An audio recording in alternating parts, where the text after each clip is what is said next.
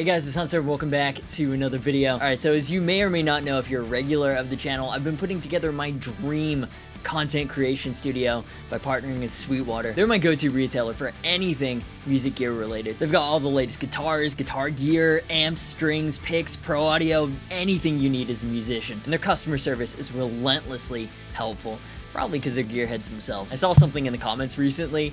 It was like, you could be stuck on a desert island, completely uncharted. My dude George would still manage to get me a message in the bottle, make sure I was doing okay with all my gear. Another one of my favorite things is the 55-point inspection guitars go through before they ship out to customers that covers everything from an intonation check to an instrument polish to make sure the guitar plays and looks great on arrival. And every order comes with candy. So if you're buying anything gear related online, they're an easy recommendation. So next time you're picking up strings, picks, dongs, whatever, you can use my link below. Help support the channel by letting them know that I sent you. Also helps me convince them to continue doing crazy shit like this, or like the Jim Root Mini Jazzmaster Modern giveaway. That was completely ridiculous. Still one of my favorite videos ever. Anyways, back to the dream YouTube content creation studio build. Spoiler, I'm filming this intro in it right now.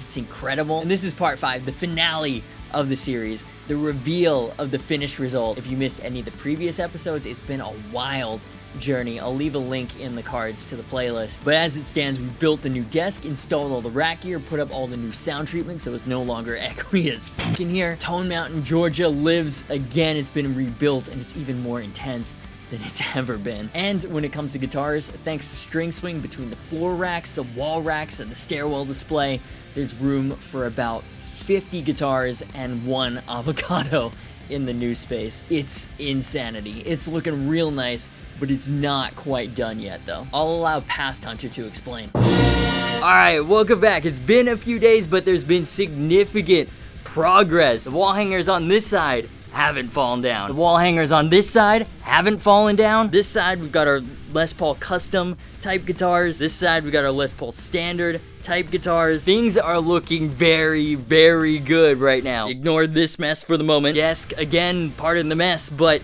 it's functional. None of the sound treatment has fallen down. Stone Mountain, Georgia is looking tasty. I've got the lights turned off for now, but they look sick. I've decided I am gonna mount this up in the middle, and I've got to find a way to do that. The love sack is fucking comfortable as shit. None of the guitars in the stairwell have fallen down. None of them. By some miracle, my first time really using a power drill extensively has worked out. And all the cases have a home in the garage. I mean, this is oddly satisfying. Now, I have this table. It's my desk from the old place, and I'm gonna set it up right here. It's kind of like a workbench type area for mod projects and guitar maintenance and stuff. So I'm gonna set that up and find a way to organize all this crap underneath it or something. Or maybe I'll just shove it in the closet and forget about it. Let's do it. Alright, there it is. Very simple. Workbench for new high integrity projects is ready to fucking go. Ish. I have to get one of those things to rest the headstock and set my soldering iron and everything up, but other than that, ready to fucking go. And while I was doing that, new boxes arrived. So even though all the amps are up, none of them are plugged in, which obviously is not very helpful. So the idea is I want everything hooked up permanently, running straight to my desk, and using this, the KHE amp and cab selector, be able to choose any amp at any time using the Torpedo Live, the Torpedo Reload, or even the proper Mesa cab, you know, now that I've got a house, all controllable from my desk. Oh yeah, I've also hooked up a sub now. It's this 8-incher from the Logitech Z2300 set. If you know, you know. It's all controllable from here. Usually it's off if I'm listening to mixes, or on if I'm listening to music or watching a movie. Yeah, right, between this and Frida, it's time to watch a movie. But anyways, wiring all of these permanently up. The big heads will be running into my KHE amp and cab selector. The mini heads with the DI out, I'm planning on running directly into my interface, just to have them permanently set up, just in case. And obviously, that's gonna take a shitload of cabling. Luckily, my friends at Hosa, who have been a longtime supporter of the channel, they specialize in cabling. What a healthy coincidence. And it's required so much cabling, in fact, that there are a full 2 boxes. So, first box, let's open it up.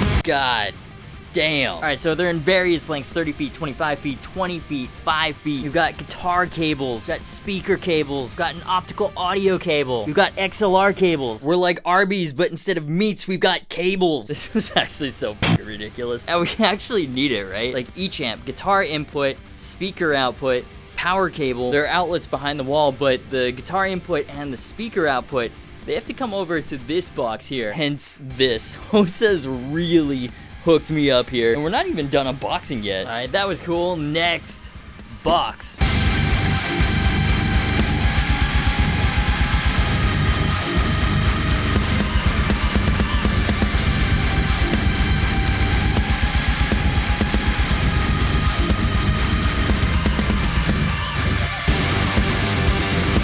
Okay, so not more cabling, thank goodness. It's their new mini mic stand, and it's used to mic cabinets, which I can do now, at least to a certain extent, as much as I can with a newborn baby. But it's more than I was able to do in a small city apartment, so I was like, you know what, may as well set it up for the option. Especially since with the Reload, you can hook it up with the KHE and attenuate your amps through the cabs. You're not blowing up your neighbor's house with your sonic awesomeness. All right, so cable management. Yeah, so indeed. It's been about a week and I've made some significant progress, as you can kind of see here. I rearranged the shelves, so I've got this little pedal display here, more pedals on top of the Rivera Rock Crusher. That's not actually plugged in, but it looks cool. I decided to move the 6-spot up here. The way I had it before, it was not safe. I was scared for its life on multiple occasions, so I have it set up like this. Pretty cool. I might move the Rock Crusher later and just have pedals there so you can see the lights better. Crucially, we now have RGB backlights. Very good. But the biggest part, the part that took 3 days of wiring and troubleshooting, I shit you not, mostly because we're also trying to raise a newborn at the same time. All of this is wired directly into my computer for direct recording. It's like a big ass analog wall Kemper. Let me show you how it works. All right, so all the mini heads, that's the Rev G20, the Hughes & Kettner Grandmeister 40 Deluxe, and the Engel Iron Ball Special Edition, they have XLR direct out and internal loads. That means you can turn them on without a speaker attached and they won't explode, which is obviously good. Amps that explode, not ideal. So those are easy, attached directly via XLR into individual inputs on my Focusrite Claret 8 Pre interface. Plug right in, record into DAW, simple. It's a little more intense with the big amps on Tone Mountain, Georgia. So guitar goes into the Torpedo Reload, which is acting as a DI box. That's fed into the Focusrite so I can record that DI. The DI is then sent back to the Torpedo Reload because it has a reamp function. The reamp out goes to the input of this magic box from KHE that lets you select up to 4 cabs or load boxes and up to 8 amplifiers. The dim light on the cab side shows you, it sees 2 speaker loads. The first is my Mesa 2x12, and I've got a simple SM57 setup going back into my interface. And the second is the 2 Notes Torpedo Live load box I can load all my impulse responses to for direct recording. And the Live runs back into one of the inputs on my interface for that purpose. With the new baby, that's what I use the most, like 99.5% of the time. Although the Reload also has an attenuator function that works with the KHE's attenuator loop. So I have actually used the Mesa and it sounded awesome down here and nobody upstairs even noticed. The Torpedo Reload is doing so many jobs here, man. It's like the Inspector Gadget of rat gear. But anyways, the KHE outputs are going to the inputs of all 7 of my big PP tube amp heads, whose speaker outs are then running back to the KHE. And while they're hooked up to this, all amps are connected to a dummy load, so you can have them all on at the same time if you wanted to, and they won't explode.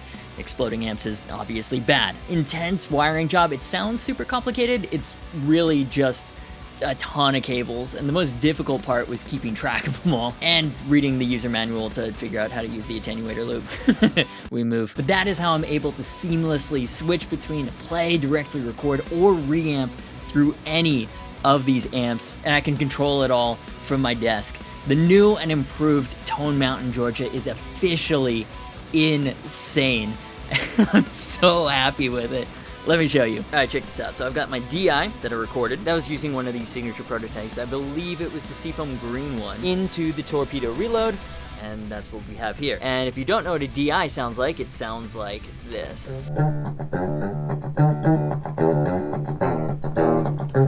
Right, so like when people in the comments are like, oh, what does it sound like on process with no effects? That's what the guitar sounds like. It sounds like shit. So I have this going through the interface, back to the reload, then to the KHE. We'll select 2. That's Torpedo Live, and then let me play the DI. From my desk, I can just switch between them.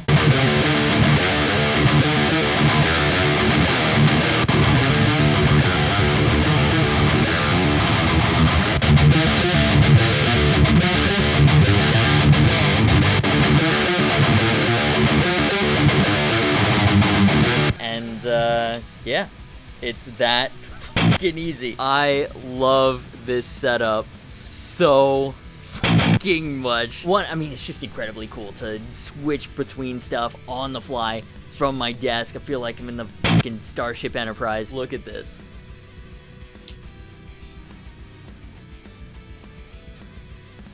How oddly satisfying is that? But also, it just saves me so much time being able to reamp. I can't count the number of times where I was not satisfied with my tone and I ended up just re-recording the entire demo track. Or I can use it to blend amps, like the orange works really well with the dual rectifier, for example. Like, I'm telling you, with this shit plugged into this shit, I literally have an Analogue room-sized Kemper. My fucking bank account balance. Now, there is one problem with an Analogue room-sized Kemper, though. There's this and this. Oh, it's so bad. And I haven't even plugged in the foot switches yet. Luckily, my friends at Hosa have come through yet again. Hopefully, this should help us out. Let's see what's inside.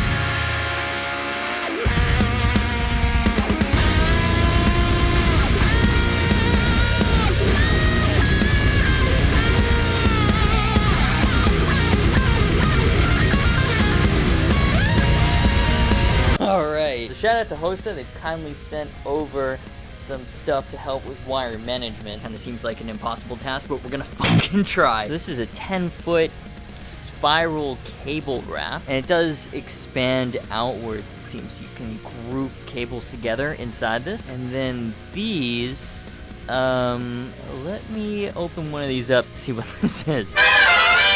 Okay, so kind of the same concept. You take your cables, put it inside, Velcro it up, out of sight, out of mind. So I got 5 of those and one 10-foot cable wrap. So I'm gonna have to have a think about this, because I'm obviously not gonna be able to wrap everything, but there's some areas that are particularly terrible. Oh god, it's so bad. But I kind of do need to focus on the areas that are going to be on camera. Like, this is not particularly aesthetic. So, I don't know.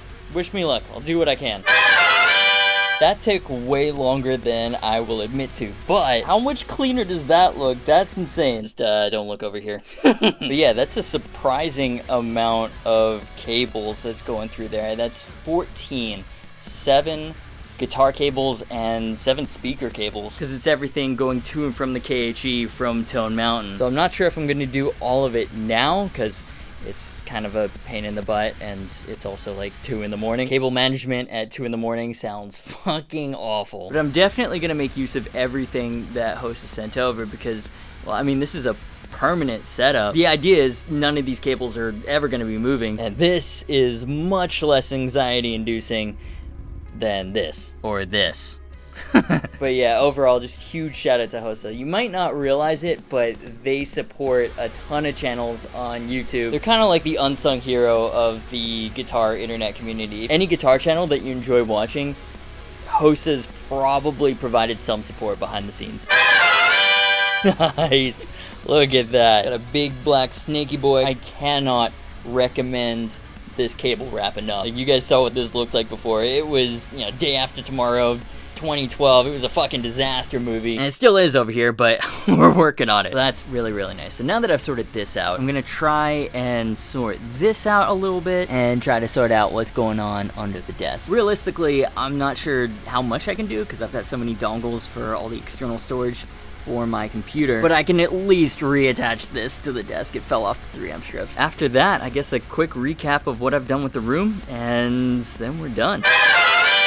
Yay, look at this. I mean, that's a little messy with the multi-plugs and guitar input, but overall, That is pretty clean. Compared to before, look at that. I don't know what this coax cable is. It's just randomly sticking out from the floor, and there's not much I can really do about it, so we'll ignore that for now. Shove it behind the Mesa cab and just not worry about it. I've just shoved it behind the cab. Problem solved. But yeah, I also used a couple of Hosa cable ties. It was mostly these cable wraps though, and then there are wires kind of popping out of it, going to the individual amps and stuff as needed. Damn it, the coax cables really pissed me off. Couldn't really do too much with this, unfortunately. There's just too many dongles. Look how much worse it would be without that cable management with the Gator desk though. And I also use cable ties in a couple places like here and here. Just hide a lot of the cables or at least make them less noticeable. That way when I'm filming, they're not super distracting. That's really my only goal here. I'm not trying to really do a professional wire management job. I'll be honest with you guys, I just don't have the patience. I just want to play guitar and make videos, man. And now with this setup, I can do just that. Play guitar and make some fucking videos. Alright, so I guess not much to do now except an epic recap montage. The final results of my dream home content creation studio. I'm so pleased with this. Roll the footage.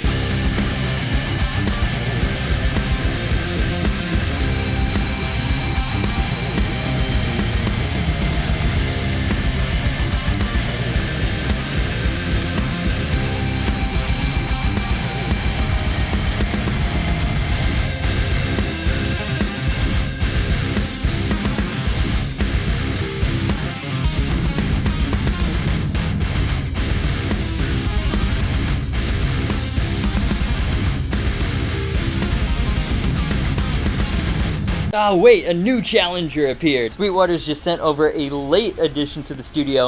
Let's unbox it and see what we've got.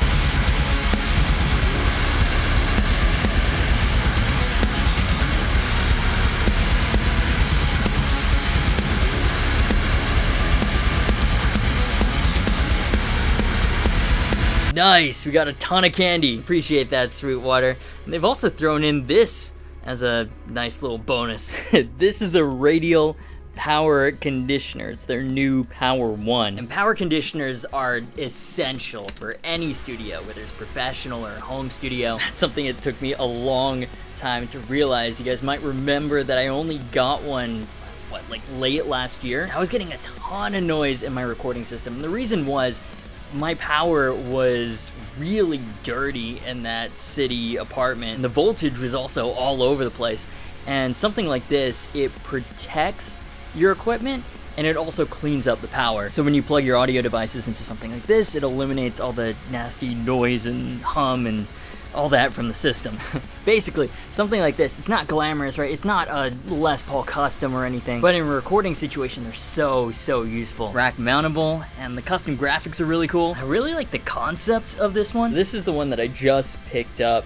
It's what I'm using now to power the desk. It's a Furman PL Plus C. It's really nice. It's got a voltage meter. It's got these kind of pull out light things. I really like it. It works really well, no complaints. It's got 8 plugs in the back, 1 on the front, and it goes new for I think $350. Now what's cool about the radial, it's also got 8 on the back, 3 on the front, so that's an extra 2, and it's got a USB as well. Instead of $350, this thing is $99, so less than a third the price, and you can supply power to more devices. Very sick. Love it. So I'm not going to do it now, but I think what I'm going to do is I'm going to hook all the amps up to the radial. Now I haven't really run into any noise problems yet in this place, but just in case, I want everything connected to a power conditioner.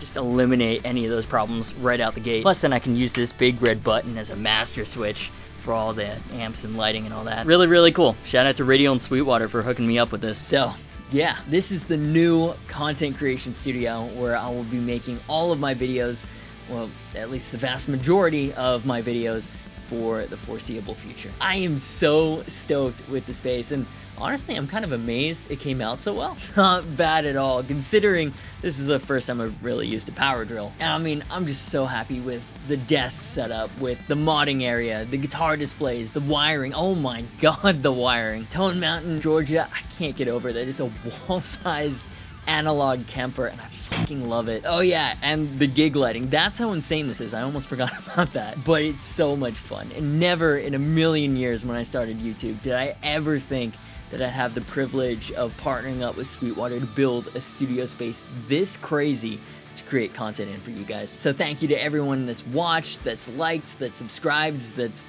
left a rude comment, used my Sweetwater affiliate link. Every little bit has helped lead us here, and I can't wait to share with you what's next. Extra shout out to my patrons for making this and every other video possible. If you want to directly support the channel as well and get bonus extras, consider joining them. Social media, affiliate, and Discord server links are in the description. As always, thank you so much for watching. You've been awesome, and I'll see you for the next video. Maybe a 2022 gear collection video? Let me know what you think.